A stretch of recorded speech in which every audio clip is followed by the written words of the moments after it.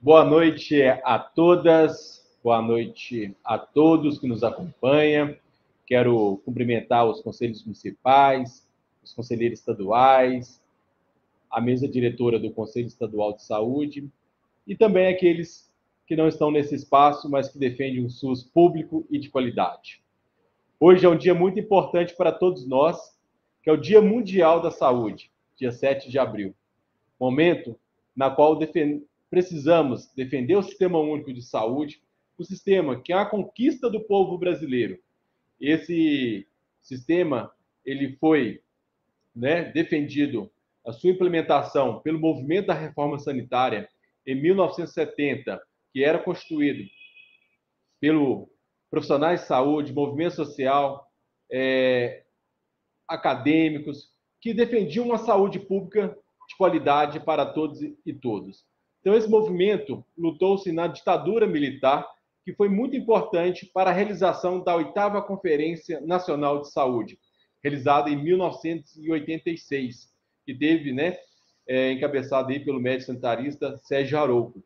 E essa Conferência Nacional de Saúde foi a primeira vez que a população pôde, a sociedade civil pôde participar de uma conferência, trazendo proposta para a implementação de um sistema público e universal de saúde. Então, o Brasil assumiu esse desafio por ter o Sistema Único de Saúde. Então, foi fundamental essa conferência para garantir na Constituição Brasileira de 1988, em seu artigo 196, a saúde é um direito de todos e dever do Estado. E também no seu artigo 198, ficou garantida a participação da população do Sistema Único de Saúde. E foi com isso, em 1990, foi instituído o Sistema Único de Saúde na Lei 8.080 de 1990. Era para estar previsto nessa lei também a constituição dos conselhos de saúde, mas infelizmente foi vetado pelo presidente à época, Fernando Collor de Mello. Então, o movimento se reuniu e a sociedade civil solicitou, cobrou a participação da sociedade civil na constituição do Sistema Único de Saúde. Então, foi implementada a Lei 8.142, que garante a participação da sociedade civil no Sistema Único de Saúde, que é uma participação paritária, com 50% de usuários, 25% de trabalhadores e 25% de gestores. E os conselhos de saúde são deliberativos, eles deliberam as ações e serviços de saúde, inclusive nos seus aspectos financeiros e econômicos. Então, hoje, vamos receber uma pessoa que importantíssima para o controle social, é a promotora de saúde, doutora Joseli Ponte Ramos, do Ministério Público, nossa promotora. Ela é da área da saúde, inclusive com atuação junto ao Conselho Estadual de Saúde. A nossa convidada de hoje, que vai trazer a importância do controle social e o fortalecimento do Sistema Único de Saúde, sem a participação da iniciativa privada, sem as parcerias público-privadas e organizações sociais. E o Conselho Estadual de Saúde já deliberou contra essa participação do Sistema Único de Saúde do Estado de Minas Gerais. Inclusive, o governo do Estado tentou implementar no Hospital de Juiz de Fora, o Hospital João Penido, e também no Hospital Regional de Patos de Minas, o de Antônio Dias. Então, agora vamos ter a presença e a nossa convidada, que vai falar da importância do SUS para a população brasileira, que foi fundamental na atuação e enfrentamento à Covid-19 no nosso país. Alguns estudos, algumas pessoas já apontam que, se caso não tivesse um Sistema Único de Saúde, o número de mortes, com certeza, já tinha sido superior a 2 milhões de óbitos. Então, assim, o Sistema Único de Saúde ele precisa de investimento, doutora? Então, quero nossa convidada de hoje, a doutora Joseli Ponte Ramos, seja muito bem-vinda à nossa live aqui de hoje. E as pessoas que nos acompanham terão também a oportunidade de fazer perguntas via chat. Com você, doutora, seja muito bem-vinda. Quero também agradecer o apoio ao Conselho Estadual de Saúde. Só foi possível ter um presidente eleito no Conselho Estadual de Saúde depois de 31 anos, com apoio do Ministério Público, da pessoa da doutora Joseli, que entende que o Conselho Estadual de Saúde, os conselhos municipais, têm seu poder deliberativo que pode mudar seus regimentos, um ato através do Conselho. Com isso, sai a figura do secretário de saúde, já tem normativas nacional, resolução 453, a resolução 554, para que o gestor máximo do SUS não pode ser presidente dos conselhos de saúde. Então, o Ministério Público tem dado esse apoio ao Conselho Estadual de Saúde para garantir, de fato, a representação democrática nos conselhos de saúde. Então, seja bem-vinda, doutora Joseli. Boa noite. Boa noite, Ederson. Boa noite a todas e todos. Eu agradeço muito o convite. É sempre uma honra me reunir com o conselho, né, com as lideranças, né, como você disse no início, as pessoas que têm esse interesse, respeito e reconhecem no SUS, né, a importância para a democracia, não apenas um sistema de saúde eficiente, né, e pensado e idealizado com muita responsabilidade, mas eu já disse uma vez na Conferência Estadual de Saúde que talvez o maior aprendizado do SUS, além de todos os dados assistenciais que nós temos, todas as mortes que foram evitadas, todo esse ganho que nós temos nesse conceito de saúde que o SUS trouxe para nós e para o mundo todo, essa participação na democracia participativa direta, essa atuação dos conselhos de saúde que, como você anunciou, né, sua formação, que dá a ele esse viés democrático, né, do destinatário da ação ser o principal responsável tanto pelo planejamento quanto a fiscalização das deliberações e tudo aquilo que foi pensado e, como eu disse antes, e traçado pelos conselhos de saúde. Eu fiquei muito feliz, né? Hoje é o Dia Mundial de Saúde, como a gente sabe, dia da fundação da Organização Mundial de Saúde, essa entidade, né, que, apesar de ligada à ONU, né, contribui sempre, né, sobretudo a gente viu na pandemia, essa atuação da OMS na defesa da vacina para todos, de uma responsabilização, né, maior por conta da pandemia. Isso trouxe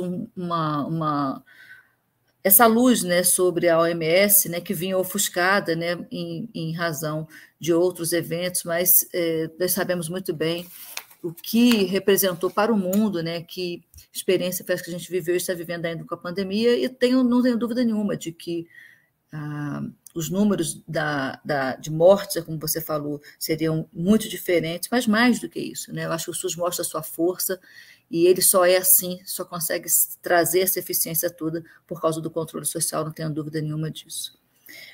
Além dessa força, né, do controle social, dessa compreensão, né, eu acho muito importante a gente também hoje pensar nesse conceito dilatado de saúde que o SUS traz, né?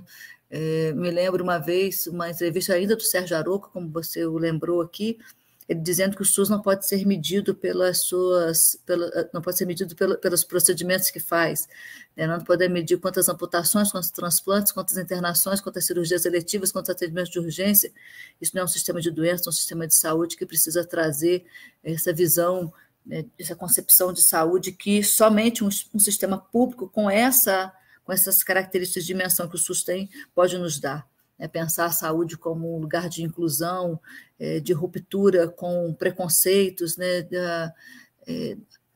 ter essa característica do atendimento ser validado, né, pelo profissional de saúde, a triagem, não importa a motivação que leva a pessoa àquele serviço de saúde, não há nenhum juízo de valor, ele simplesmente é atendido a vida no seu valor máximo, né, sem nenhum pré-julgamento, esse atendimento. Eu sou muito assim, honrado de entender esse sistema, e também por conta do que ele nos traduz de processo civilizatório, quando nós podemos entender muito das escolhas que fizemos a partir daquilo que nos encerra a vida, né? Como que a epidemiologia traz não só o planejamento melhor, mas também revela as escolhas que fizemos quanto mata a violência no campo, a violência urbana, a violência doméstica, o quanto que nós temos ainda que avançar. O sistema de saúde, ele reverbera todas as mazelas sociais, quanto que ainda não se apropria do que o SUS produz para você entender outros processos políticos importantes em outros setores, em outras políticas públicas.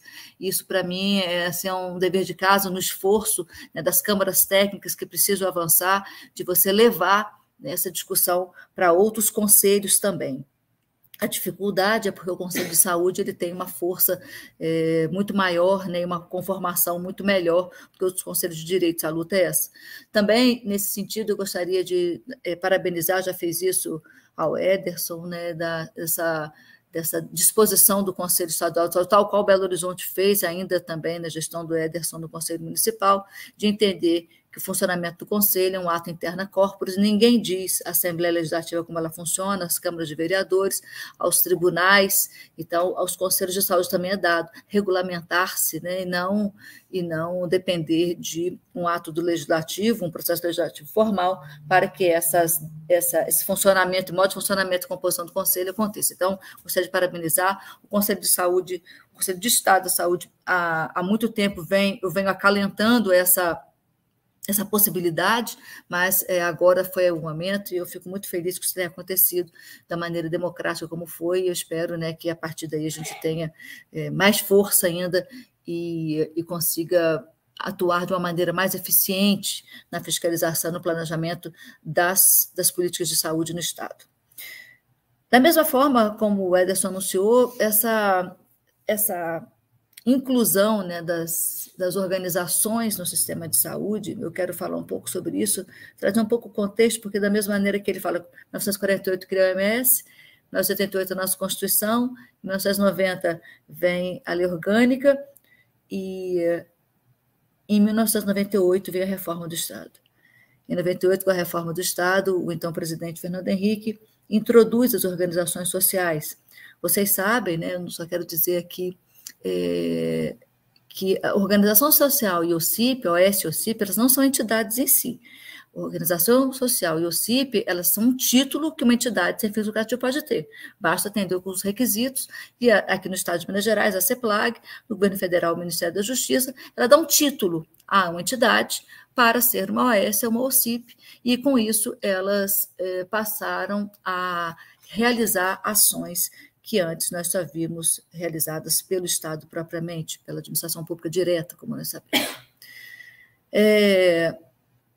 O problema que mais me afeta na questão das descentralizações ou terceirização, como aconteceu aqui no Estado, nós tivemos a primeira experiência, Ederson, com o Risoleta, o Hospital Risoleta Neves. Ele também passou por um processo, né, de seleção, né, para um edital de interesse, né, de entidades, e o Hospital Risoleta Neves não foi, né, eu judicializei também a demanda, o Hospital Risoleta não foi entregue para a Unifenas, foi a entidade que venceu o edital naquela época e administraria o hospital 100% SUS.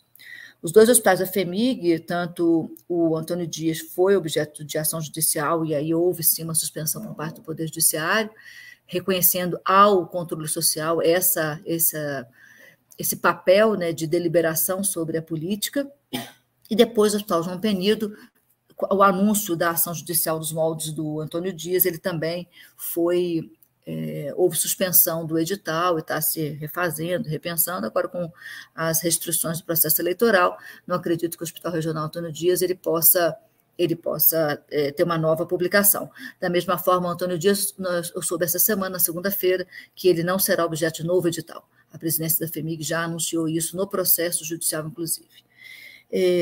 Quando acontecem essas tentativas, e como o Ederson falou, não é prerrogativa São Paulo dar início, né, às terceirizações, né, à participação das OS, principalmente nos hospitais públicos lá, sempre o que me chama a atenção é porque há uma impressão ou até uma afirmação de que o serviço público ele é ineficiente. Ele é ineficiente e, por conta disso, ele precisa ser gerido por uma entidade privada. É uma entidade privada sem fins lucrativos. Isso acontece em que contexto? A reforma do Estado, né, para o governo Fernando Henrique Cardoso, admitindo a participação das entidades privadas com título de organização social.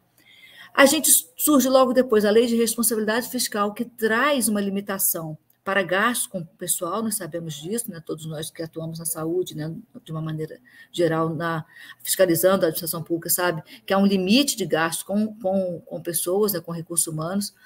Isso fez com que também muitos gestores usassem esse argumento, né, de que uma vez com o limite da responsabilidade fiscal e estabilidade de transferência de recursos, e mais as limitações da lei de licitação, isso trouxe um contexto, né? Esse é o caldo para as terceirizações.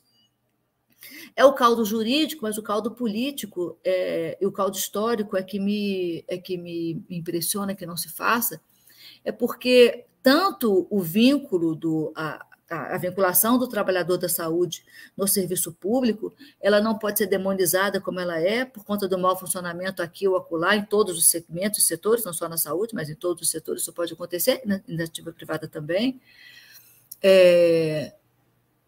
Essa demonização da estabilidade, né, do trabalhador, isso ser sempre apedrejado, né, e dito como um problema, né, e quando, na verdade, nós sabemos muito bem que isso não é o problema, isso pode ser a solução, o enfrentamento dos problemas, que é um processo histórico, num país que é extremamente patrimonialista, que traz, né, essas práticas nefastas, né, dessa concepção ainda patrimonialista para o serviço público, para a administração pública, ele traz todas essas mazelas junto, e não há um enfrentamento adequado disso.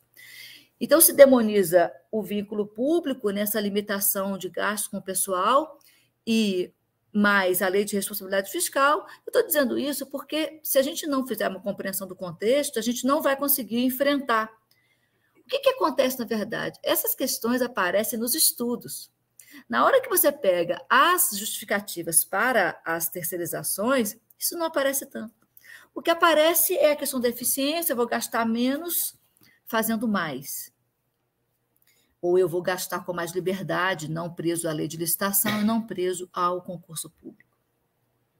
Isso, para mim, é a constatação de que o serviço público ele é ineficiente por conta disso, né, por conta da lei de licitação, quando, né, você tem instrumentos para poder enfrentar as dificuldades que ela traz, e planejamento é tudo, a gente sabe muito bem disso.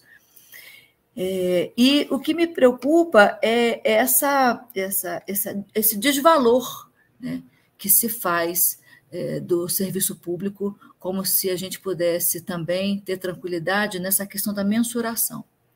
Porque uma coisa é você fazer o credenciamento ou fazer um edital de chamamento e contratar um serviço, como nós temos historicamente no SUS, a contratação de serviços que são mensuráveis, como a questão da atenção hospitalar. Mensurável em termos, você também precisa fazer outras conjugações para fazer uma boa contratualização da atenção hospitalar. Mas quando a gente percebe que a entrega de um hospital público para o setor privado, ou quando você percebe a atenção primária sendo entregue ao setor privado, isso, para mim, me causa mais preocupação, porque a gente tem que aprender a mensurar algo que a gente nunca mensurou, que é a atenção primária à saúde. A gente nunca conseguiu pensar a atenção primária com toda a importância que ela tem, com todas as formas de atuação da atenção primária, você fazer essa mensuração disso.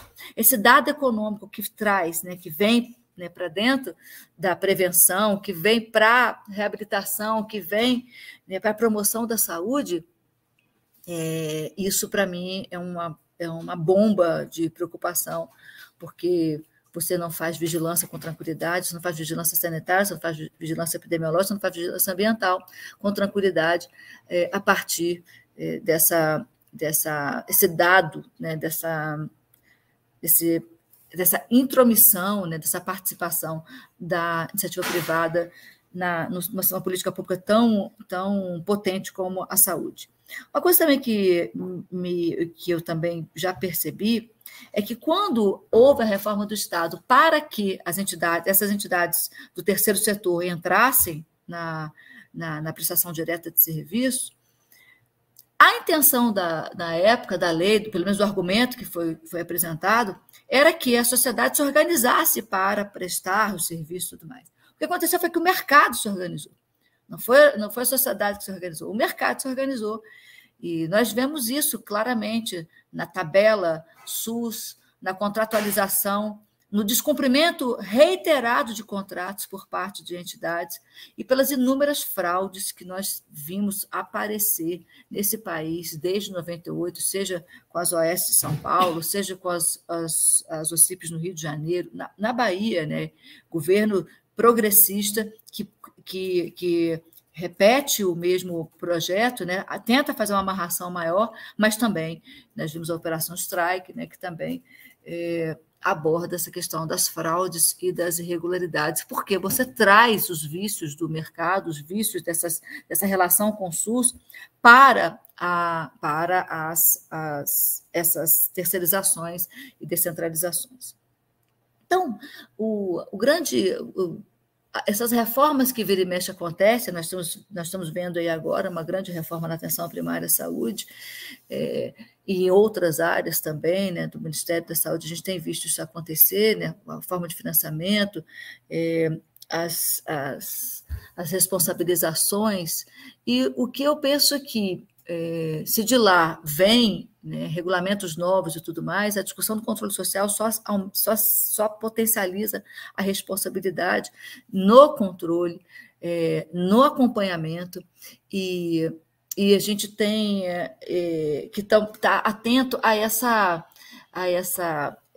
participação, como ela se dá, né, como eu disse antes, trazendo um dado, um comportamento muito mercadológico para dentro do sistema, e que ele não vai traduzir, no meu entendimento, o planejamento, as interfaces que nós temos necessariamente para garantir a integralidade. Se a gente não consegue fazer uma discussão mais ampla sobre isso, com o empoderamento do controle social, com discussões acontecendo, né, a gente tem que ter esse controle durante o processo, e não o controle só na deliberação e depois o controle quando a apresentação do relatório, mas o acompanhamento da fiscalização acontecendo durante a política, de forma que a gente consiga evidenciar e até barrar algumas decisões antes que elas produzam um mal maior.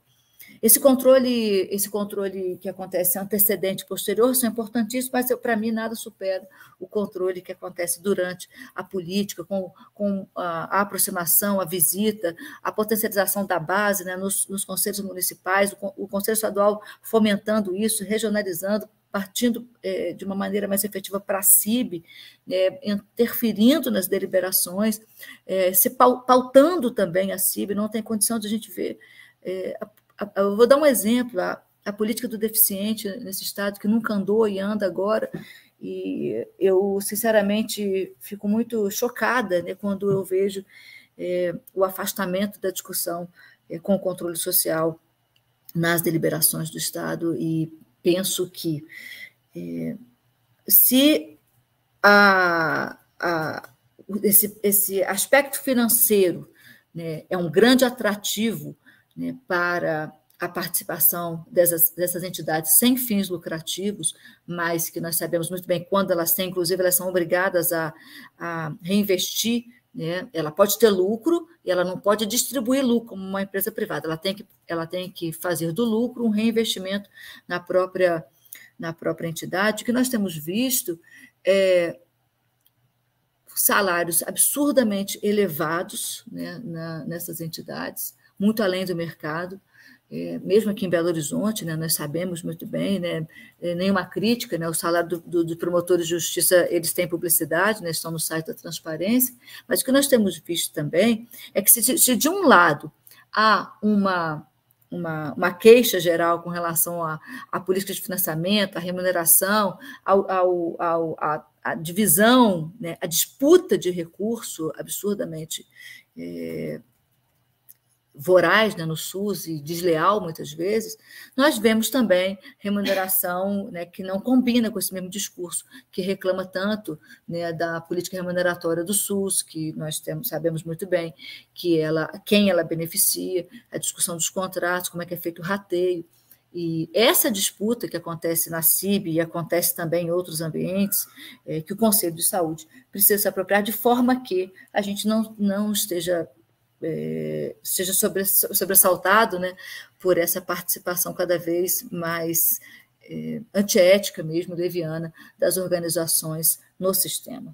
O interesse é econômico mesmo, nós sabemos disso, as fraudes não deixam dúvida, os tribunais de contas, né, o Tribunal de Contas agora de municípios da Bahia, né, soltou, né, um dado importantíssimo, né, sobre as constatações da precarização, né, da mão de obra, fazendo a contratação via OCIPs na Bahia, de médicos e profissionais de saúde da atenção primária. Então, assim, aperta de um lado, vai escapulindo por outro. Por isso que eu falei no início, sobre o contexto que permeia, né, esses avanços, porque nós vimos aqui no Estado essa questão da mão de obra, né, que política que vai fazer essa fixação, né? Há uma reclamação enorme da rotatividade, há uma reclamação enorme de que os profissionais não se vinculam, né, que não ficam na periferia de Belo Horizonte. Nós sabemos aqui a luta que é para você fixar um profissional de saúde nas cidades básicas mais distantes do centro ou em zonas mais vulneráveis. Essa discussão, para mim, o controle social precisa entrar nessa discussão do RH, né, de que política vai ser essa para fazer essa consolidação. Tem ideias aparecendo aí, eu fico sempre com medo, porque quando o controle social não se apropria da discussão, alguém vai se apropriar. Quando o controle social não se adianta, quando a gente chega, as coisas já aconteceram. Então, essa vigilância, né, eu faço assim, o meu elogio aqui, né, ao Conselho de Saúde, tanto de Belo Horizonte quanto ao Conselho Estadual de um tempo para cá, cada vez mais efetivo nessa discussão das OCIPs e OS aqui, que houve essa antecipação do Conselho, dos hospitais regionais aqui, hospitais públicos, né, 2 hospitais com editais na rua, ambos já com ações propostas para tentar se evitar também a entrega, pura e simplesmente, sem um diagnóstico da rede, do que está colocado lá, sem pactuação na CIB, sem orçamento previsto, o Hospital de Teoflotone com 420 leitos, o Hospital de Valadares com mais de 200 leitos. Então, essa apropriação que acontece, essa discussão que acontece sempre envolvendo a saúde, a gente está sempre numa atuação corretiva, né? A discussão ela não vem de uma maneira saudável, democrática, né? Para permitir que as opiniões possam participar mesmo, compor o processo, né? Eu vejo o Estado ainda aqui muito proativo, né, na sua atuação, sem submeter ao Conselho muitas decisões que são tomadas lá, e essa atuação dos municípios, né, com o Estado também solapando os conselhos municipais de saúde. Eu fico muito preocupada, como eu disse antes, porque eu acho que o mercado se organizou para realmente participar ativamente do sistema. A participação do capital estrangeiro, né, que também, né, de uma maneira importante na alta complexidade, nós sabemos disso, uma aglutinação, né, de entidades mantenedoras de hospitais no SUS. Isso tudo está acontecendo assim num momento político muito complicado para nós, porque nós não estamos vendo nenhum tipo de barramento disso, né? Eu estou vendo o Nilo falar que essa questão da medicina, família e comunidade, a gente sabe muito bem essa questão da discussão da atenção primária, houve um mega evento, né? Ele foi super limitado por conta da pandemia aqui no Estado, né, para falar do Previne Brasil, né? E eu fico muito preocupada porque, se de um lado o Ministério da Saúde faz um modelo de financiamento, né, do que ele vai privilegiar, né, no financiamento, o Estado não cria uma contrapartida que possa compensar os municípios, né, para o tombo ser menor, né, de que maneira o Estado vai mitigar, né, essa mudança numa atenção primária já consolidada, né, já mostrando tanta eficiência, né, o que a gente precisa de melhorar, né, algumas performances, mas não mudar o modelo. O que a gente está vendo agora é uma mudança de modelo naquilo que é mais digno e que tem um financiamento menor nesse Estado. O que nós precisamos de pensar na atenção primária urgentemente, sabe, Ederson, eu gostaria de solicitar aqui de uma vez, assim, eu hoje estava estudando a nova modelagem e o cofinanciamento do Estado, é que eu acho que o Conselho precisa urgentemente discutir a atenção primária com esse modelo novo e propor ao Estado as medidas mitigatórias no cofinanciamento para que a gente não tenha sustos, né, do desmonte que pode acontecer. E acho que fortalecimento da atenção primária, concordo plenamente, fortalecimento da atenção primária, não só, né, como assim, um grande eixo da dignidade, porque ele faz promoção, né, e ele está ainda na mão da administração direta, né, então é muito mais fácil o conselho atuar, os conselhos, as comissões locais, os conselhos conseguirem ter essa aproximação, essa fiscalização mais perene na atenção primária, porque, de certa forma, se a gente faz esse foco, o que a gente, de certa forma, a gente também reprime essa voracidade com que o mercado parte para cima da alta complexidade. A média complexidade, a gente sabe muito bem qual o destino dela, mas a alta complexidade aí como procedimentos que têm maior correção pelo Ministério da Saúde, investimentos, complementação na tabela dos municípios, né, preços diferenciados na hora de fazer os incentivos. Então, o que eu estou chamando a atenção aqui, né, sem nenhuma pretensão de estar acertando, é que precisamos de fomentar, né, a atuação na atenção primária à saúde, e aí conselhos municipais de saúde muito articulados, né, com o que está acontecendo nas suas unidades básicas, como está se realizando isso, o Conselho Estadual de Saúde no cofinanciamento do Estado e na mitigação. E se nós fortalecemos a atenção primária, que é ainda um território, né, eminentemente público, nós também damos o fortalecimento político para que essa atuação seja respeitada e que possa mostrar sua eficiência de forma a coibir essa visão meramente mercadológica do sistema único de saúde. Eu estou muito preocupada assim, com os rumos que o SUS está tomando. Ele está sendo solapado nessa organização de hospitais e entidades para abocanhar, né, a alta complexidade e essa gerência, né, de hospitais e serviços de saúde. Se a gente não discutir isso exaustivamente, eu não sei onde que nós vamos parar. Sabe por quê? Uma vez eu escutei de um professor da UFMG, que é um negócio que me doeu tanto que eu nunca esqueci. O SUS não acaba, não é pela política que ele representa e significa, mas é pelo quanto ganham dinheiro com ele, o quanto que ele é lucrativo para vários segmentos e setores. Nós somos o segundo mercado de medicamentos do mundo, mas o governo que mais compra medicamento do mundo é o governo brasileiro.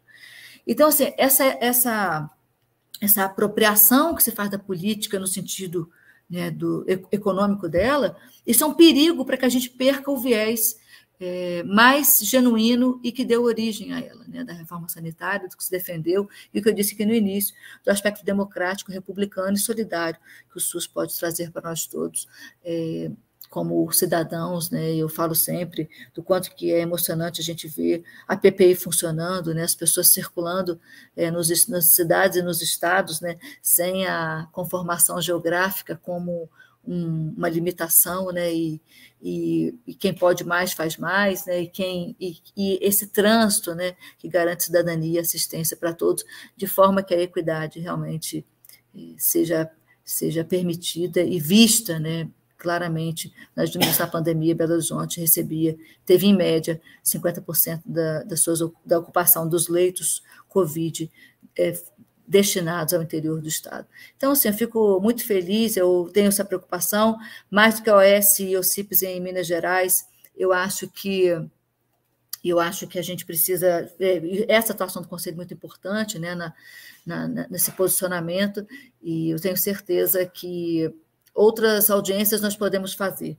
Eu acho que a gente precisa de colocar mais holofote sobre essa discussão e trazer os exemplos que nós temos, né, de de erros e acertos, se ele é um modelo que a lei existe no Brasil há tantos anos, desde 98.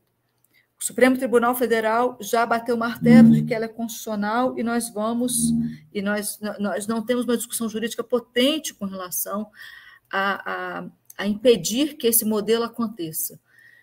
A evidenciação ela vai se dar por outros processos. É por isso que eu falo da importância do controle social e de outros espaços de atuação política para que a gente faça o enfrentamento disso o tempo inteiro. Do ponto de vista jurídico, a discussão ela está encerrada. Pode entregar. Agora, como vai entregar pode ser o caminho para não entregar. Então, só para se encerrar e responder as perguntas que já estão aqui, quando houve o edital do Hospital Regional Antônio Dias, unidade da FHEMIG situado em Patos de Minas, eu fiz ação e eu e o colega de Patos de Minas, né, o Rodrigo, ele colaborou, nós temos uma ação conjunta que tramitou em Belo Horizonte e o juiz suspendeu o edital totalmente e o Tribunal de Justiça permitiu que o edital evoluísse, mas não permitiu a contratação. Então, ele falou, o edital vai seguir para que não haja prejuízo, né, para o processo do edital, mas o contrato não vai acontecer. Eu estou contando isso para vocês verem a importância da pedrinha no meio da lagoa. Logo depois, veio o anúncio dos editais dos hospitais regionais. E com essa decisão aqui em Minas, decisão do Judiciário Mineiro, de impedir a entrega do Hospital de Patos de Minas, as entidades de outros estados desistiram de participar dos editais de Teófilo Otoni e Valadares. Houve uma retração. Eles tiveram medo de que houvesse a mesma decisão judicial e que o processo não fosse adiante. Do João Penido, em Juiz de Fora, que houve o edital e depois a sua suspensão, o anúncio feito pelo Estado é de que entidades do Rio de Janeiro estavam concorrendo lá. Como houve uma recomendação do Ministério Público no que diz respeito ao patrimônio público, pedindo a suspensão por conta da situação dos servidores e também por causa da qualificação, da pontuação de qualificação das entidades, a FHEMIG suspendeu, e aí nós fizemos 2 ou 3 reuniões, e eu, evidentemente, disse que, diante do que já tinha sido feito com Patos de Minas, a atuação do Conselho, e com todos os mesmos apontamentos feitos na ação de Patos de Minas, a ação em relação ao Juiz de Fora também seria proposta. E aí o Estado suspendeu definitivamente o edital, vai rever. A ideia anunciada pelo Estado é de fazer um diagnóstico na região, e de depois fazer esse diagnóstico e pactuar na CIB e de identificar melhor a vocação daquele hospital. Então, aí sim, eles poderão refazer o edital, mas com uma nova proposta. Muito triste, né, com relação ao edital, eu quero deixar claro aqui, isso está na ação, o Conselho tem essa ação, que a produção apresentada pela FHEMIG, ela é tão ínfima, ela é tão acanhada, que ela não pode ser o ponto de partida. O próprio Ministério Público falou, não tem condição de ser esse ponto de partida. É absurdo o que o hospital produz de tão pouco. E eu não sei onde nós vamos parar com essa postura de deixar ser assim, tão acanhado, uma produção tão pequena, não se fazer um investimento, né, com mais de 800 trabalhadores de saúde no hospital, de você não fazer um investimento ou de fazer, né, tomar as medidas necessárias para o hospital atingir o seu máximo de utilização e otimização, para que até se for terceirizado, ele seja feito num patamar ótimo. E eu disse isso, vocês fazem de um jeito que é como colocar o cachorro morto, né, para que ele seja, então, receba, né, as críticas, né, e todas as consequências que nós sabemos disso, a partir dessa confissão de que a unidade, de que o equipamento público ele é absolutamente ineficiente. E eu não estou dizendo isso que isso é um problema dos trabalhadores de lá, eu disse que isso é um problema nosso, isso é um problema do Estado, né, que na sua defesa, fala que ele vai terceirizar, porque não há intenção de manter esses equipamentos que têm problemas de gestão, de eficiência, não há intenção de que eles permaneçam na FEMIG ou dentro da administração pública direta. Então, assim, eu vou ver aqui algumas perguntas, né, mas quero dizer para vocês que nós estamos atentos às deliberações do Conselho. Todo mundo sabe da minha atuação, né, no Conselho, tanto com a formação do Conselho no passado pelo decreto, né, foi objeto de uma ação judicial de muitos anos atrás, para que ele fosse remodelado e sim garantisse a paridade, e agora fico muito feliz, como eu disse, né, do Conselho, então, assumir a sua potência, a sua autonomia para decidir o seu funcionamento, organização e composição, tá bom? Mas eu vou já ler algumas perguntas aqui. Alguém me perguntou sobre o hospital, né? Deixa eu Doutora Joseli, então, a retornar aqui, já passar, a nossa comunicação já fez um compilado aqui das perguntas. Tá, então ótimo. Senão eu ia ficar doida lendo aqui, porque, né, já viu, né, tem um monte. Facilitar. Primeiro, ressaltar, né, que na sua fala você já trouxe essa abordagem. Primeiro, nós estamos entendendo que há algumas gestões que é sucatear para privatizar, né? Não tem um investimento efetivo para garantir uma estrutura melhor, né, e qualificação dos nossos trabalhadores, e principalmente concurso público, né? E quando você traz a iniciativa para a OS ou parceria público-privada, tem uma rotatividade muito grande dos trabalhadores e reduz direitos desses trabalhadores. E alguns exemplos, né, negativos que já temos em alguns outros estados, você trouxe a questão da Bahia, também tem o Rio de Janeiro, né? A gente percebe, inclusive, com o desvio de recursos públicos, né, dessas organizações sociais. Então, isso é um grande prejuízo para o sistema único de saúde e, principalmente, para a população, né? Isso que a gente tem que ressaltar. Então, o nosso objetivo agora aqui é trazer algumas perguntas das pessoas que nos acompanham, isso é muito importante.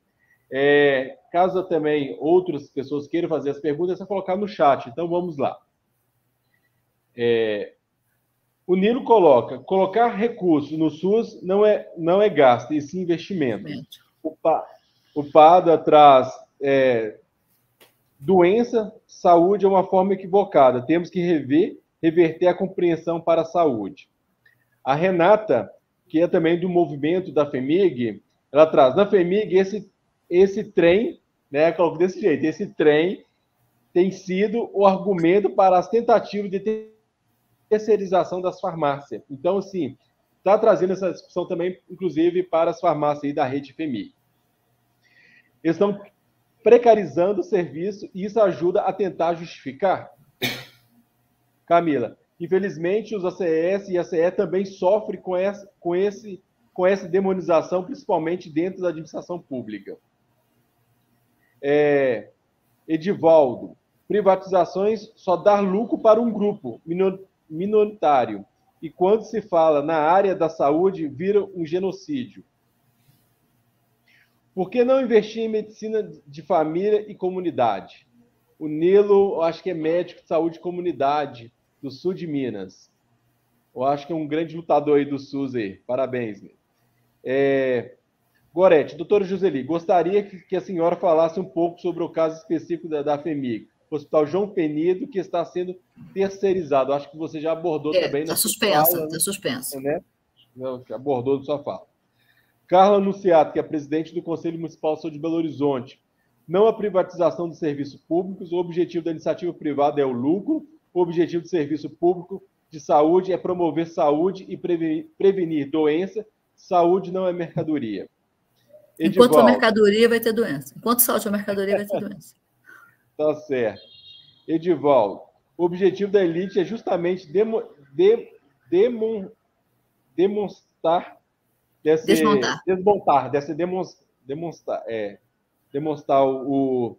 o sistema público de saúde para poder privatizar. Regina, uma pergunta. Quando troca de comando na Secretaria de Saúde, no município, a divergência de opiniões com os conselhos, pode-se construir um contrato acordando o trabalho mútuo entre as partes? Com você, doutora. Da Regina, desculpa, eu não entendi a divergência de opiniões com os conselhos. entre gestão e conselho? Deve ser uma pergunta. Quando na troca do comando na Secretaria de Saúde, no município, há divergência de opiniões com os conselhos, pode-se construir um contrato acordando o trabalho mútuo entre as partes? Doutor, eu acho que ela trouxe nesse sentido. Porque às vezes o conselho, né, tem algumas deliberações com certas gestões, quando chega outra gestão, não considera as deliberações do conselho, atropela as deliberações do conselho. Vamos dar uma questão da maternidade, né, em Belo Horizonte, né? Já foi aprovado uma deliberação pelo Conselho Municipal de Belo Horizonte, aprovado em conferência. Quando chegou a atual gestão, foi lá e mandou quebrar a maternidade. Então, assim, tem as questões do poder deliberativo do controle social, que às vezes as gestões não aceitam as deliberações. Então, acho que isso tem que ficar bem claro, esse poder deliberativo dos conselhos de saúde, principalmente o judiciário, né? É lamentável agora a gente ter que recorrer ao judiciário para reconhecer o poder deliberativo dos conselhos de saúde. Então, isso é lamentável que tenha ocorrido nos conselhos municipais, no conselho estadual e também até o Conselho Nacional tenha ocorrido essas práticas do não reconhecimento do poder deliberativo dos conselhos. Mas é porque... Posso falar agora? Pode, fica à vontade. É porque, na verdade, eu não acho lamentável em termos, entendeu? Porque ainda bem que a gente pode fazer alguma coisa, né? Então, assim, eu acho que faz parte da construção, sabe, desse processo todo que alguém já disse aí, alguns segmentos vão resistir, a elite vai resistir, né? Ou, né, para outras pessoas, outros segmentos vão resistir, e a gente tem que ir lutando, porque não é fácil você... permitir essa ascensão que o SUS dá, né? essa ascensão de cidadania, essa sensação que você tem de pertencimento que o SUS traz, pertencimento a uma sociedade de cuidado, né? De solidariedade, né? Que me vê como cidadão, né? Que me enxerga como, né, como um partícipe desse processo político todo. Isso tudo tem resistência mesmo dos poderes, das instituições, das pessoas, esse funcionamento do conselho. Isso que a Regina falou, eu achei muito importante, porque eu já tinha pensado nisso, até por conta da experiência de Belo Horizonte. Uma coisa que eu acho relevante, porque algumas deliberações ficam meio perdidas no tempo e no espaço, assim, eu estou trazendo uma sugestão, sinceramente, eu não estou trazendo uma solução. Mas eu penso, às vezes, que quando há mudança de gestão, pontos mais nevrálgicos, ou que haja a possibilidade de uma nova discussão para reafirmar e para vincular, né, daquela gestão, eu acho que eles devem ser repactuados ali. Eu acho que, como você falou da maternidade, outros pontos, eu acho que deliberações que não foram implementadas e que muda a gestão, mesmo sendo um mesmo mandato ainda, na gestão que eu falo, não é mudança de prefeito, não, mudança do secretário, o conselho deve avaliar se vale a pena fazer o processo político de novo, porque, de certa forma, você força, né, o argumento, você traz a pauta de novo e pode ser uma estratégia para fazer uma vinculação. Eu não acho que isso é necessário, obrigatório, mas pode ser uma estratégia para revigorar, né, aquela deliberação. Algumas coisas se perdem, né? As deliberações se perdem. E assim, acionar o judiciário é sempre um risco, né? Como a gente sabe, acionar qualquer coisa é sempre um risco, até o Ministério Público, né? Até isso a gente tem que ter essa clareza, mas eu acho que faz parte do jogo. Mas se o Conselho pode trazer essa discussão, revigorá-la dentro, eu acho que a palavra melhor é essa, revigorar mesmo aquela discussão de novo, falar, olha, não foi homologada, não foi devolvida, eu tenho batido nisso, que esse rito tem que ser feito como um processo legislativo. Já que o Conselho tem esse papel, ele também está submetido ao mesmo rito. O processo legislativo, o projeto de lei aprovado no legislativo, ele é encaminhado para o chefe do executivo. Ele aprovou, volta. Ele não aprovou, está em veto, volta. Ele aprovando, não aprovando, volta. O processo volta. E na deliberação do conselho é a mesma coisa. O conselho deliberou, seja para o secretário, seja para o prefeito, porque tem regulamentos diferentes, ele tem que voltar. Se ele não volta, tem que provocar, e se for o caso, provocar o judiciário. Isso é a solução jurídica. A solução, eu penso, política, no caso, como a Regina trouxe, há uma mudança, eu acho que ela pode ser revigorada no Conselho, a discussão ser pautada, traz o gestor para aquela... Eu acho que é bom, politicamente é bom, eu acho que oportuniza também para aquela gestão conhecer, né, os argumentos e, quem sabe, ela pode sensibilizar ou ela pode trazer os argumentos dela e fazer inverter o jogo, entendeu? Mas, de qualquer forma, é democrático, eu acho que, e do ponto de vista político, eu acho que é saudável você trazer essa responsabilização para quem está no comando da pasta, né, de ter esse conhecimento, né, ter acesso a essa discussão de uma maneira assim, já aconteceu, né, trazendo, deixando claro que já aconteceu, mas oportunizando que ele aconteça de novo. Acho que pode ser, Regina, uma boa estratégia, não necessária do ponto de vista jurídico, mas eu acho que politicamente acho que é uma boa solução. Como eu acho que o Conselho também ele pode passar o pente fino nas deliberações dele, entendeu? Eventualmente fazer isso, porque tem deliberações que simplesmente não foram homologadas, não tiveram andamento nenhum, e fica ali. E a gente não pode deixar o processo ser desrespeitoso, entendeu? A gente não pode perder essa mão de falar assim, olha, a deliberação foi encaminhada, são 30 dias de prazo, normalmente, são 30 dias de prazo para haver homologação, ela não aconteceu, eu tenho que tomar uma atitude a partir daí. Eu preciso de fazer alguma provocação. Isso não quer dizer que eu tenho que endurecer, não é isso. É apenas não deixar o processo político ser relativizado, e isso faz com que o Conselho se enfraqueça politicamente. Eu não posso deixar. Então, a deliberação foi, não houve uma resposta, eu vou chamar o secretário, eu vou chamar a assessoria jurídica, a procuradoria do município, nós vamos conversar sobre isso, o que está acontecendo. E tentar esgotar internamente e... então, o Ministério Público até o Judiciário, como o Ederson falou. Eu acho que essa atuação, a gente às vezes deixa isso passar.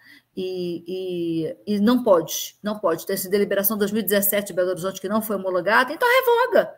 Então, o Conselho revoga, não foi, então você comunica, olha, não vai homologar, vamos fazer um pente fino, tem coisa que precisa ser revista e tem coisa que precisa ser discutida, e eu acho que tem que ter reação. Não ter nenhuma reação é péssimo do ponto de vista político, eu acho que o SUS está resistindo aí porque tem reação. Então, eu gostaria de pedir aos conselhos que não deixassem que as deliberações ficassem à deriva, né? Isso é muito perigoso politicamente, não a pauta daquela deliberação. O que fica é o recado de que se eu delibero e isso não acontece nada, isso não tem consequência, entendeu? E tem que ter consequência, né? Para um lado, para outro, para os dois, isso precisa de mexer no caldeirão de novo, tá? E eu acho que vai muito ao encontro, né, que já está respondendo, a terceirização de serviços de nutrição, dietética, da FEMIG, João 23, deixa muitos pacientes e seus acompanhantes sem alimentação. O serviço privado não trabalha com o cuidado alimentar do paciente. José Raimundo também, São João del Rei, coloca, a propaganda contra o SUS sempre foi mais forte, pois a mídia não mostra as grandes ações do SUS. O controle social deve lutar na defesa do SUS, sempre contra a privatização. Renato Barros, parabeniza pelas falas colocadas. Somos contra a terceirização. O Cinto de Saúde também é contra a terceirização. Cristina da Teodoro coloca, a FEMIG sempre fala em fechar o Hospital Alberto Cavalcante. Como é isso? Procede. Carla Anunciata, o gestor público, secretário de saúde, pode ser dono de clínicas privadas? Rômulo Campos, uma das coisas acertadas desse país foi criar o Ministério Público. Fico feliz de ouvir uma mulher nos falar de coisas importantes para nossas vidas. Parabéns ao César e à doutora Joseli. Pergunta, como o controle social poderá resolver o conflito de interesse instalado na Secretaria Municipal de Saúde de Belo Horizonte, após a nomeação de nova secretária de Saúde, que é membro do CRM? Lúcia Ribeiro, é preciso respeito com o Conselho de Saúde, muitas vezes nos atropela e decide sem a deliberação do mesmo. O que fazer para mudar, para sermos respeitados como conselheiros de saúde? Posso? Pode. Então, assim, né? Tá, 19h58, então vamos lá para as suas respostas. Tá. Com relação à terceirização da farmácia, da FEMIG, né, que já foi falado aqui, existe o expediente na promotoria, eles responderam agora recentemente, até pedi para encaminhar para o Conselho Estadual de Saúde, porque foi ele que nos provocou, a resposta que veio que os estudos são preliminares e que não tem nada decidido ainda. E essa questão da viabilidade é uma coisa que, recentemente, o Ederson estava numa reunião, eu estava recebendo conselheiros de outro município aqui da região metropolitana, exatamente porque a gente, como eu falei, se juridicamente a gente tem uma situação posta e definida, né, da participação das OS e OCIPs, apesar do Renato falar, o Renato Barros foi primordial na questão do Risoleta Neves, e se não fosse a atuação dele, eu acho que a gente não teria conseguido vencer aquela ação. Talvez fazer um processo muito criterioso demonstre que ele não é para o privado, ele é para o público mesmo. É essa a aposta, né, de você trazer a discussão mais técnica possível, mais potente possível. O Conselho Estadual de Saúde, o Ederson estava na discussão do hospital de campanha, foi uma discussão tão técnica, a Lourdes estava nessa reunião, e eu me lembro assim, do quanto o Conselho foi importante na discussão técnica, forçou tanto a barra, né, do ponto de vista técnico, que foi um constrangimento. O Estado chamou o Ministério Público e falou assim, como é que eu faço para desmontar? Eu falei, pode desmontar o hospital de campanha que estava montado aqui nas 7 exposições aqui na Gameleira. O dinheiro que foi gasto, né, aquilo é um absurdo, uma vergonha, né, a gente pensar, né, tudo bem que tinha um ineditismo da pandemia, mas era preciso, né, ter pelo menos consultado os secretários de saúde, né, a respeito disso. Nós não tínhamos deficiência, 5 mil leitos de enfermaria em Belo Horizonte, nós sabíamos que naquele primeiro momento isso não era necessário. Mas, enfim, eu estou trazendo essa discussão para dizer que a terceirização, a discussão técnica, ela traz, como foi lá no Antônio Dias, eu acho que isso ficou muito claro, né, essa discussão técnica, que olha, como nós podemos fazer as amarrações, isso, de certa forma, ele desidrata, né, o interesse que vem só, como o Nilo falou, né, como o Nilo falou, e também uma outra pessoa falou, desculpa, não vou ler aqui agora, esse interesse muito voraz do ponto de vista capitalista em cima de um troço que o lucro não é imoral nem legal no Brasil, desde que ele tenha um mínimo de bom senso, controle, né? E esse é o grande problema do SUS: controle, regulação e avaliação. Se eu não consigo fazer isso dentro do sistema, no equipamento próprio, imagina eu conseguir fazer isso com quem quer me vender um número que muitas vezes pode não ser o número real. Então, nesse aspecto, é que a gente precisa de ter conhecimento suficiente para poder bater, exigir, de forma que traga a discussão para um nível que ele não vai ter vida fácil para poder ganhar tudo que ele pensa em ganhar, porque vai ter muita exigência a partir da decisão política e jurídica de terceirizar. Então, quando o Nilo fala isso, realmente, da prevenção, né, de tudo que é mais digno e mais econômico mesmo, gastar bem o dinheiro, não é fazer, como ele falou aqui antes, não é gastar, é fazer o investimento necessário, o investimento vai ser alto, o investimento vai ser baixo. A questão é quando você terceiriza, ele vira gasto, porque eles vão fazer a conta tudo que é mais barato. A gente vê isso na oncologia, né? Quando você vai fazer padronização de medicamentos, de medicamentos, de próteses, de outros, você vê claramente, né, quando o SUS remunera, né, o procedimento, dando a liberdade, né, do profissional do hospital, da entidade, fazer a definição é lucrativa, ela só tem esse interesse, entendeu? E por isso que a gente tem resultados excelentes em hospitais públicos de doenças que são miseráveis, hospital filantrópico, entendeu? Por quê? Porque lá é investimento, no outro é gastos, não tenho dúvida nenhuma disso. Agora, eu queria também falar eu já perdi tantas as perguntas que foram, mas com relação ao fechamento Alberto Cavalcante, não é fechamento Alberto Cavalcante, houve suspensão dos primeiros consultas, porque simplesmente havia uma fila interna absurda. Ela foi retomada, o funcionamento foi retomado agora em março, nós estamos acompanhando isso, a questão do acelerador linear lá, porque Belo Horizonte disse que não tem interesse, e eu estou berrando sozinha nesse deserto, de querer que o hospital seja o hospital completo, o hospital inteiro, o hospital que tenha poder de estar à mesa, hospital público potente, né, que seja um centro de oncologia de excelência, né, para você ter um mínimo de tranquilidade, até para fazer comparações com o filantrópico.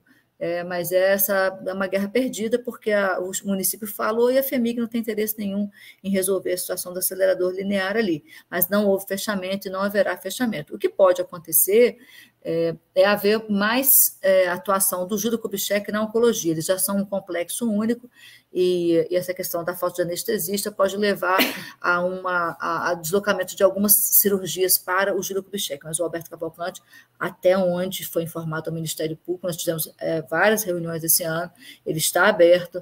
Eu fiz sugestões, né, de demandas que a gente não tem oferta na cidade para que o Alberto tenha mais empoderamento político na negociação com Belo Horizonte. É muito importante a gente fazer essas sugestões e pautar isso, porque você constrange, entendeu? Algumas decisões que são ou superficiais ou meramente políticas. E eu disse isso. Houve até eu falo o seguinte, porque há um rateio, essa disputa de recursos, na oncologia não é diferente, o Alberto Cavalcante é um hospital oncológico, para quem não sabe, e você vê claramente que a oncologia está nos hospitais filantrópicos, é uma disputa enorme, né, por setores que têm remuneração mais privilegiada, dentro do SUS privilegiado que eu digo, porque quem faz a defesa da tabela lá não é a realidade, quem faz a defesa da tabela lá é o segmento que lucra com isso. Então, por isso que é privilegiado, né, porque você não tem uma discussão republicana, você tem uma discussão meramente mercadológica, da hemodiálise, da radioterapia, né, deputados que usam seu mandato para essa finalidade, fazer a defesa, né, da tabela para esse segmento. Então, assim, essa questão das emendas parlamentares é uma coisa que os conselhos têm que entrar de sola nisso, porque ele compõe o teto. E o que aconteceu na pandemia, assim, e com essa possibilidade dada ao orçamento nesse governo, assim, sinceramente, eu não sei onde é que nós vamos parar, sabe?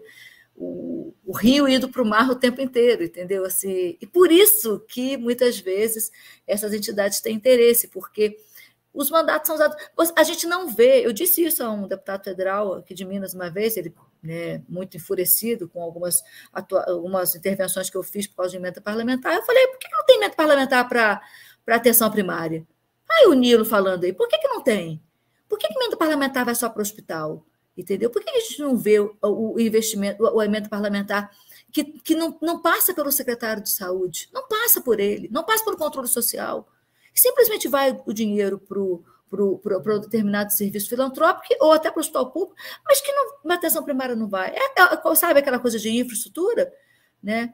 Que tem um benefício enorme, mas está debaixo da terra, né? Que não aparece, né? Assim, a superestrutura, né? Os prédios, tudo mais, essa obra que aparece, que é bom de ser inaugurada, né? Você inaugurar, né, uma rede de esgoto, você inaugurar, né, a limpeza de um rio, né, a descanalização de um córrego, né? Isso, assim, eu fico muito chocada, porque a gente não tem controle sobre isso. E essa discussão não tem vindo à tona, a gente também precisa, porque esse mesmo discurso que leva a emenda para o hospital é o mesmo discurso que endossa a terceirização. Então, a gente precisa estar atento a muitas coisas, né? Vida de conselheiro não é fácil, não, tá? É um lugar de muito trabalho, de muito estudo. Eu fiquei hoje amanhã interessado em atenção primária à saúde, mesmo com 19 anos estou na promotoria da saúde e não consegui. Estou dando que o conselho faça alguma coisa para eu aprender, entender, conseguir entender um pouco mais essa nova política da atenção primária. Mas a gente precisa de ter essa perspicácia, né? Essa sagacidade de se antecipar, porque senão daqui a um ano a gente vai estar chorando o desmonte da atenção primária. A gente caminhar para o nosso encerramento final, mas eles estão reforçando aqui uma pergunta. Podemos parar as análises e aprovações de documentos de gestão, né, planejamento, a programação anual de saúde, o relatório anual de gestão, o plano municipal de saúde, no pleno do Conselho, até que se resolva com diálogo a questão das homologações, porque muitos gestores não estão homologando, né, as decisões dos conselhos municipais. Como a senhora avalia essa situação? Eu acho que o controle social, os conselhos de saúde, os conselhos de direito de maneira geral, ele tem que ter, o Ederson já viu isso de mim algumas vezes, Renato Barros também, Carla, a gente precisa de ter uma atuação planejada. E, nesse sentido, se você ter as estratégias organizadas, porque não existe nenhuma facilitação para isso. Né? Ninguém quer ter controle, ninguém quer ser controlado, ninguém gosta disso. Né? Agora, a atuação do controle social não é sobre o secretário, ele precisa se despir, né, disso e pensar que o controle social faz parte do sistema e não tem escolha. Nesse sentido, eu acho que eu penso, né, que as deliberações precisam de ter essa amarração. Não dá para desconsiderar que ela vai, não volta e o conselho não faz nada, fica esperando. Eu acho que essa sua ideia de suspender, ela pode não ser efetiva, entendeu? E ele, então, usar isso contra o controle social, e o meu medo é esse, dependendo do secretário, ele pode, né, ter uma reação contrária ao que você está propondo. Acho que tem que avaliar, né, qual a reação que vai ser adotada para as homologações para as deliberações não homologadas. Eu acho que tem que pautar, chamar a reunião para essa finalidade. E, se for o caso, ter essas atitudes mesmo de não deliberar uma determinada tema. Agora, e se ele, como no Estado fez muito com o Conselho Estadual, ele simplesmente não submeter mais ao Conselho, não mandar? Quando você vê, já está publicado, a resolução está publicada, a deliberação CIB já foi. Então, o meu medo é de endurecer muito sem ter um plano B. Então, eu acho que tem que pautar a deliberação e constranger, porque é o secretário que tem que ir na reunião, a gestão tem que estar lá, para ela fazer a defesa da não homologação dela. E o que o Conselho quer não é a homologação, ele quer o rito. Isso que é importante, isso que eu falo, a questão política é importante. Não tem problema a deliberação não ser homologada, porque o que acontece? Ela volta para o Conselho. Por isso que na questão do ato interna corporis, de como tramita isso, está bem dito pelo Conselho Nacional de Saúde. Deliberou, encaminha, 30 dias. Ele não votou. Secretário, foi para lá. Procurador do município, está escrito isso. O senhor precisa de tramitar. Ele não precisa de homologar, ele devolve. Ele veta e devolve. Por que ele não vai vetar? Porque ele não se vê vinculado a ela. No evento que a gente teve no simpósio na sexta-feira passada, o Ederson estava, a gente viu a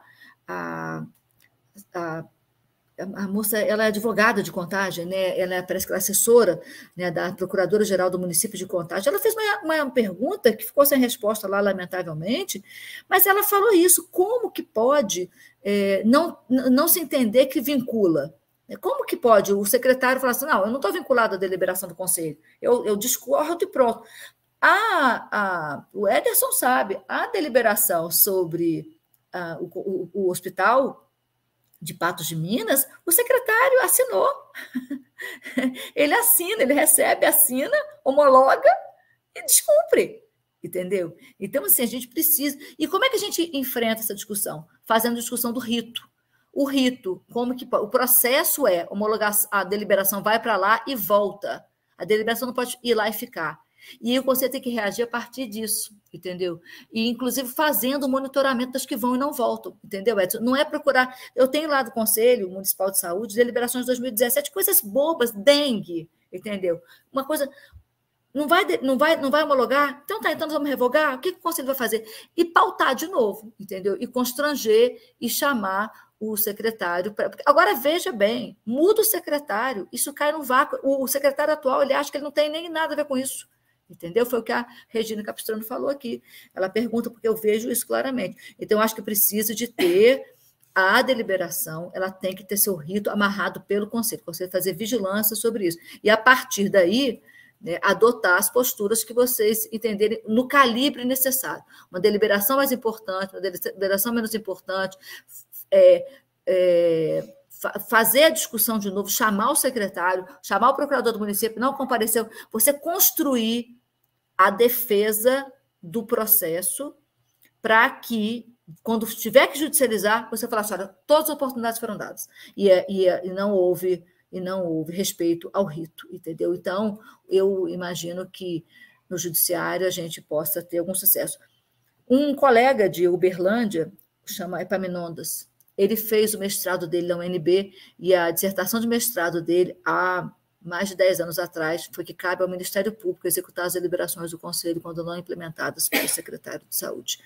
A dissertação de mestrado dele foi aprovada com louvor, nota máxima.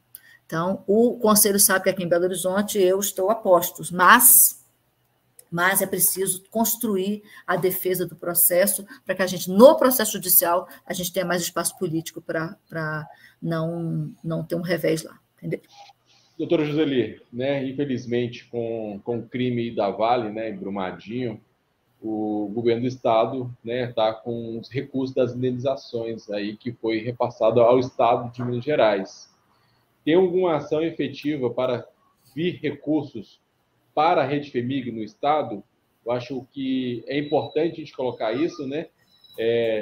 O governo do estado trouxe a possibilidade de criação do CMC, né, que era a junção do Eduardo de Menezes, da FUNED e da ESP, inclusive uma luta que o Conselho Estadual de Saúde manifestou contrário, né, essa junção, porque defendemos a ESP, defendemos a Escola de Saúde Pública e principalmente o Eduardo de Menezes. Então, assim, qual é a ação efetiva aí que, junto do Ministério Público, junto à Secretaria Estadual de Saúde e ao governo do estado, para garantir a efetividade desse recurso aí para melhorar nossas instalações da Rede FHEMIG? Tem alguma ação nesse sentido?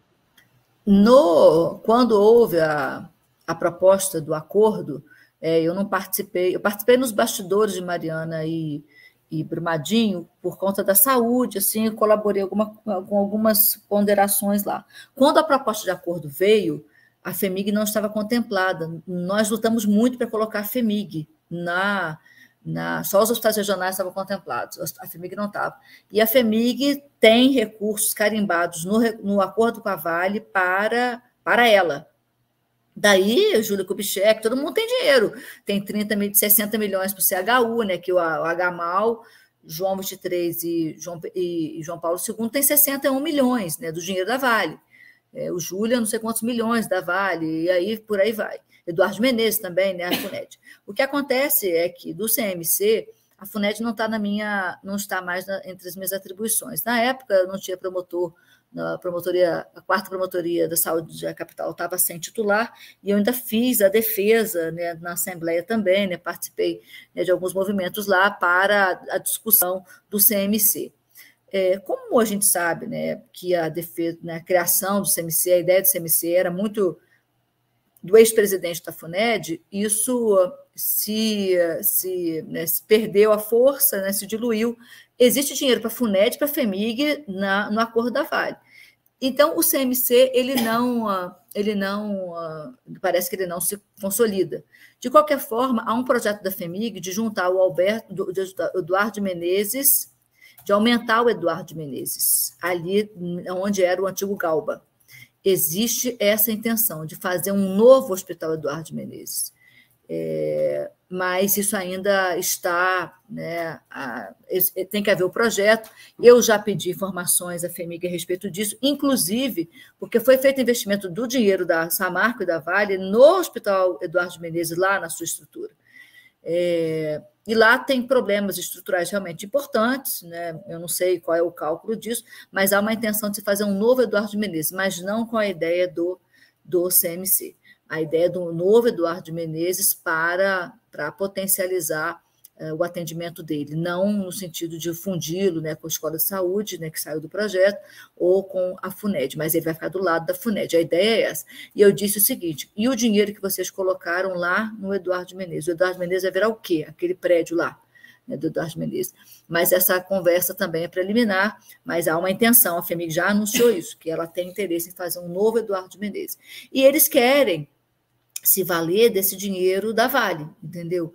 Porque esse recurso está carimbado para a FHEMIG e aí eles querem fazer esse investimento, entendeu? No Eduardo de Menezes. Esse sim é um hospital importantíssimo para a gente, né? Pela sua vocação, né? E porque lá tem assistência, né, para uma parte muito invisível, né, do Brasil, né? Mas, de qualquer maneira, existe a intenção, não do CMC, mas de fazer um novo Eduardo de Menezes, maior, potente e tal. Eu falei, então faz um hospital novo ali, que seja todo mundo. Faz um grande hospital. Sinceramente, Você tem apoio diagnóstico, o que gasta de ressonância magnética, gasta de tomografia computadorizada, que a FEMIG não tem, ressonância, entendeu? Você tem parque, né, de apoio diagnóstico em cada unidade da FEMIG. Não, se você quer gastar, aí não tem dinheiro para isso. Não tem condição, entendeu? Isso, para mim, essa é a ideia do Eduardo, eu estou sentindo que ela está ganhando força, mas de ser o Eduardo continuar Eduardo, só que num hospital maior e novo, ali ao lado da FUNET. Doutora Giseli, te agradecer mais uma vez, é uma grande parceira do Controle Social, uma grande defensora do Sistema Único de Saúde. Então, assim, é um prazer estar aqui hoje, no Dia Mundial da Saúde, com os conselheiros municipais, né? Com os conselheiros estaduais também que nos acompanham, até outras pessoas, não é do controle social, também está nos acompanhando, então isso é muito importante, que é a luta em defesa do SUS, o SUS público de qualidade, e que esse SUS, que de fato tem seu financiamento necessário para atender a população. Então, com isso, nós precisamos revogar a emenda constitucional 95, que congela os gastos públicos aí por 20 anos, né? E que traz um grande prejuízo ao Sistema Único de Saúde. Então, só para fechar, né, deixar bem registrado, né, que os Conselhos de Saúde são a instância máxima de deliberação do SUS. As decisões devem ser coletivas no processo de construção do planejamento, acompanhamento, monitoramento e fiscalização no cumprimento das ações de serviço de saúde. Com os conselhos, né, nós temos, de fato, a participação da sociedade civil, da população, na construção do Sistema Único de Saúde, na qual ele foi garantido através da luta popular. Muito obrigado a todos, a todas e a todos que nos acompanharam.